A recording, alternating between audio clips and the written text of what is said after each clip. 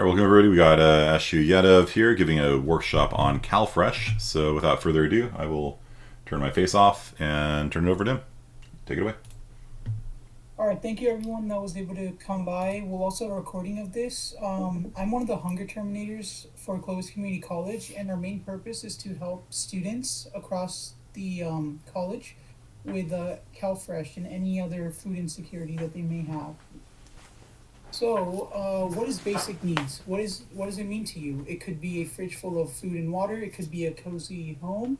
It could be comfortable clothes, or it could be anything you want it to be. But one of our main motto is that students should never have to worry about having enough food in their fridge. With CalFresh, we're able to provide students with up to $234 each month on groceries, and this is a great program because it allows students to focus on their education instead of worrying about getting a job or worrying about when their next meal would come. So we definitely encourage everyone to apply for CalFresh. Applying for CalFresh. Should you apply for CalFresh? The short answer is yes, you should always apply for CalFresh.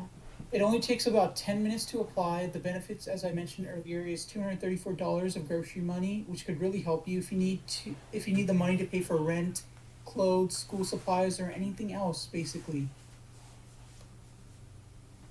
What can you get with CalFresh? There are certain restrictions with the amount of money that you can spend using CalFresh. One of the main things that you can buy are like fresh fruits, vegetables, dairy products, meats, and cereals.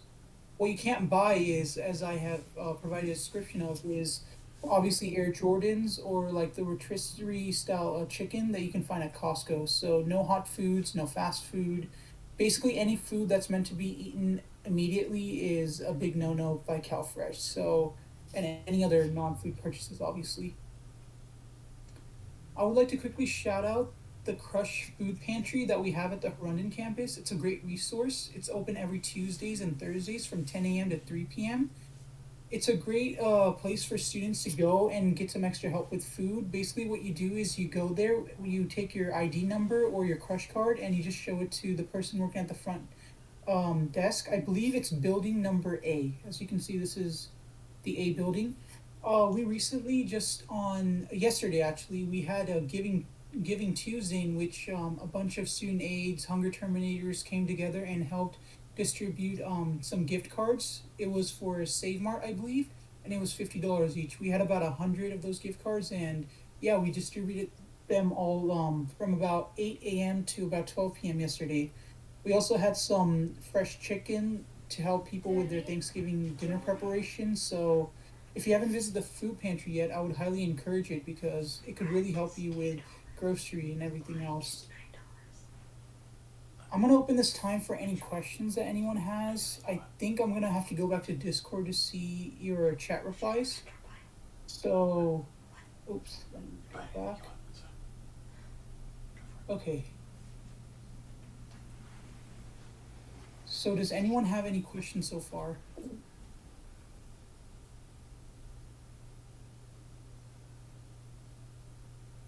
me check the workshop.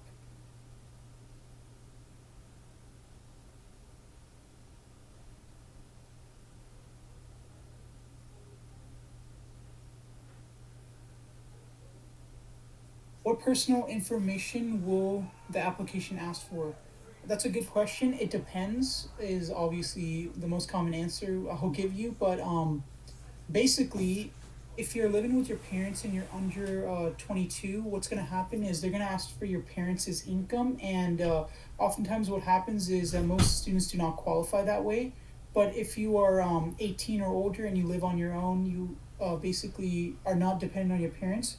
They'll just ask for if you are working 20 hours at least.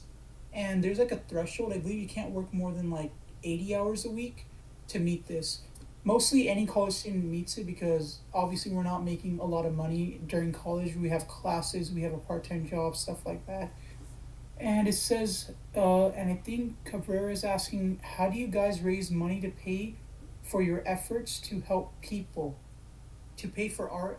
I'm not sure if I understand this question correctly, but are you asking how they fund us, hunger terminators, or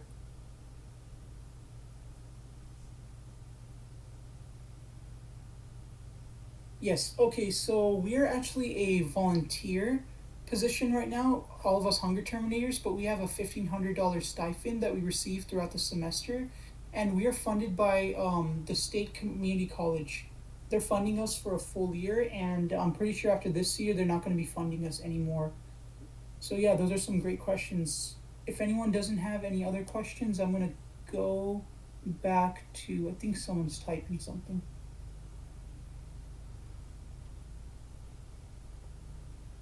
Okay, I'll go back to the PowerPoint slide and just end this off. Share screen. Okay, back to this. So, yeah, those are some great questions. I'm just gonna clear up some common misconceptions. So, obviously, we haven't talked about the eligibility, but one of the main eligibility, as I went over, is that you have to work at least 20 hours a week, and you most likely it's in your best intention if you're applying as a student living with their parents, you're probably not going to qualify because of your parents' income. Well, I can't say that for sure, but I would definitely encourage anyone to apply. And yeah, it's up to $234 a month. It's a great resource. Another thing I should mention is internship. Let's say you have an internship. If it's a paying job, that will count towards your 20 hours. If it's not, if it's like just a non paying internship, it's not going to count towards your 20 hours. So you got to be wary on that. And you can also access any of this information by seeking one of us, the Hunger Terminators, or you can also just go to the Welcome Center or the Student Center at AC1 at the Clovis Community Willow Campus. Everyone will be definitely glad to help you. We have a bunch of CalFresh flyers out there. The application is really easy; it only takes about 10 minutes. So, to conclude, we'd like to thank everyone for being here. Don't be shy. You should apply for CalFresh, even if you don't think you're eligible for it, because our main motto, once again, is that you should never have food insecurity. You should worry about those finals, not about your next meal. And I've attached this link over here on this PowerPoint slide. You can check out the official CalFresh website. And one of the great things about financial aid, I'm not sure if you guys are aware of this, but if you apply for FAFSA, you will be automatically let know, like you'll get a notification if you qualify for CalFresh or any other, student aid programs. That will do it for this presentation. Once again, thank you everyone for being here. All right, thank you. And yeah, so this will be recorded and put up on our YouTube stream. Thanks a lot, Ashu. Appreciate it. And it's it's something that I think that maybe a lot of students don't realize that most colleges don't do this. Um, most colleges are like, "Oh, you're hungry? Sucks to be you. Go get a student loan, sucka. Feed us. We're not going to feed you. You should feed us." Undergraduates are just cows to be milked, And our college actually is really, really good with actually trying to take care of people and stuff like that, which is quite nice. Okay, so that's it, and we got Seaside 40 coming up next.